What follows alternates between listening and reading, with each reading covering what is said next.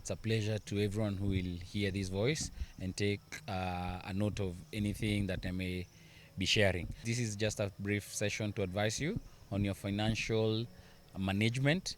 And first of all, I'll be vetting mostly on this talk on salaried people.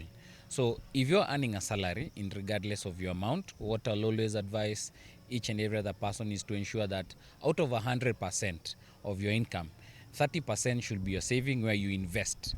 So this is money that you save and put into equities, into bonds, into any investment, even SACCO that is doing very well nowadays. But those are channels that now you need to discuss to see what is the return that you want, because you have short-term return and you have long-term returns. The remaining out of now the 30, you still have 70. So another 30% should be money set aside for your emergencies, for your 1, 2, and 3 businesses that you're trying to do, and what we call is as passive income. So that should be another thing that you put aside, where you formulate 60% of now what you've earned. Then the 40% should now be what you pay your rent, what you spend on your monthly basis, and what you want to do in a day-to-day basis. So in the constitution of 100%, if we can just recount, you have your 30% where you save, that is totally savings for your future.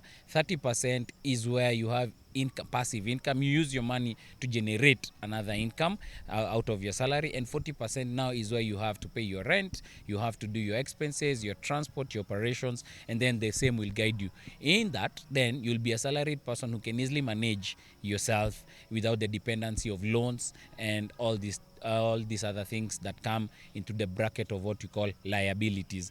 If you're not salaried, again, into the next bracket of people, you should be looking at what is your weekly, bi-weekly, or monthly income. And the same, once you have your weekly, bi-weekly, and monthly income, you should constitute the same and see what is your average income. And then you go back to the same computation that I've shared.